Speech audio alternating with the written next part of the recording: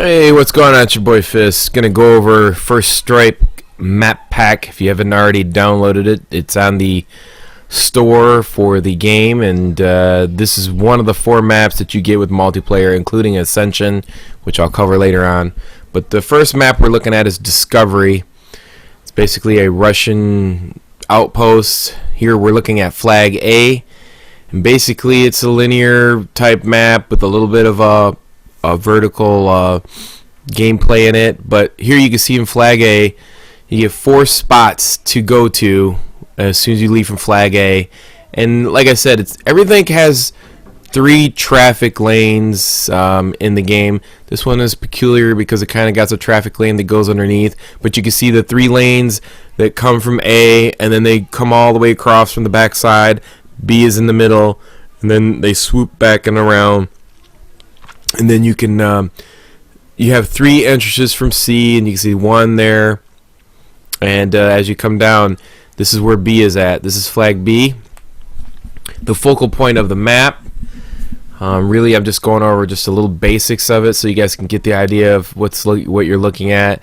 Here you can see they're coming from A, and then this long track on the left side of the map, which once you capture Flag A, you can come underneath here and then move along this lattice, and you can overlook and make a quick run over to the enemy side, which is C.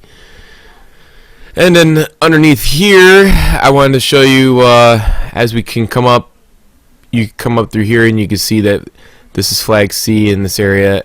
Obviously this maps, every single map in Ground War or every single map in the map pack is on Ground War, which is great, which leads me to believe that I wouldn't be surprised that we see Summit and Firing Range on the playlist, which I don't see a problem with it. Here's one of the 3 passages from C. There's the second one, entrance right here, and then the third one is next to the brick wall, as you can see right there.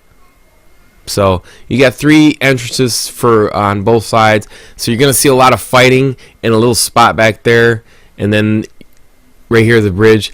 Here I was trying some stuff where I could throw the C4, and the C4 will stick up on top of B from the bridge below. You might want to try that. And like I said, there's a lot of 2 layers, 3 layers vertically in this map. So sensors and jammers are probably going to be very prevalent in this game. It's a more of a leaning towards a adult type maps. You see the green aura, it's nice out there, and that's what's really great about this map. I mean, it's really simplistic, but at the same time it's just learning. You got 3 buildings on A, you got 3 entrances on C, and really all you have to worry about is B is where the choke point is, the focal point of the map. And there's only 2 places. Like I said, there's 3 on each side, 3C, 3A, and then there's 3 going across on each side of B, and then 1 underneath B, one of the passages under B. So there's a lot of variety for you to get around and move around this map. Like I said, this is just a little snippet, give you an outlay of it so you guys can see what you're looking at. You know, you come across where you can see my name, that's A, or no, that's C, and you sprint right down the middle, that's B, and then it's a really short map. All the fighting is on the outside of the map, and if you want to just take it to him, you can go straight up and fight and do your thing, which some people will do, and there's nothing wrong with that. But beware if you're on B. There's a lot of overlooking on B, and you can, or underneath, you could throw C4, it'll stick to underneath the bridge and blow up B. So I'm gonna let you watch some gameplay now. I almost had a perfect game going on this map, and then somebody quit, and well, it kind of lagged, and I got killed, and then they quit the game. But I have another game where I went like 58 and something. I'll do that one as well, tell you, you know, what I think about the map. But that's just giving you a little overall view of it.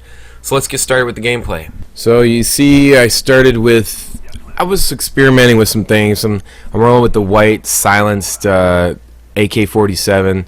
Now you notice that it's a little bit choppy because everybody's downloading the maps, and when I got it from theater mode, it's a little choppy. But here you see, you could jump right down, climb up this middle section to B flag, and what you notice about when people first play the map, everybody always fights straight up the middle, and then they realize that you get clobbered to death in the middle, and then they go on the outsides, and then you realize that everybody start going to the outsides, then later on you want to start going in the middle. It's kind of weird like that. You think it'd be the other way around, but you know, it's understandable. People are trying to learn the maps.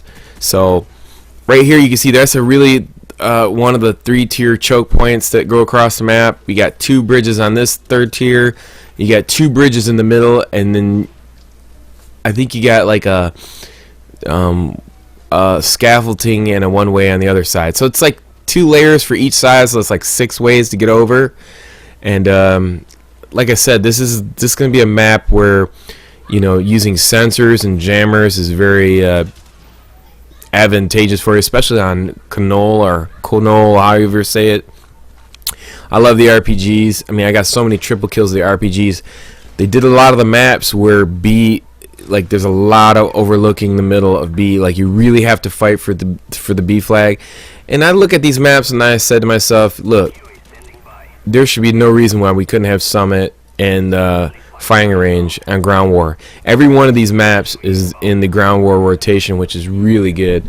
I think these maps are have a lot of vertical, horizontal in them, and it lends to more of problem solving. So it might be a little bit harder for like a younger crowd to basically digest the maps and regurgitate them into where their gameplay is really good.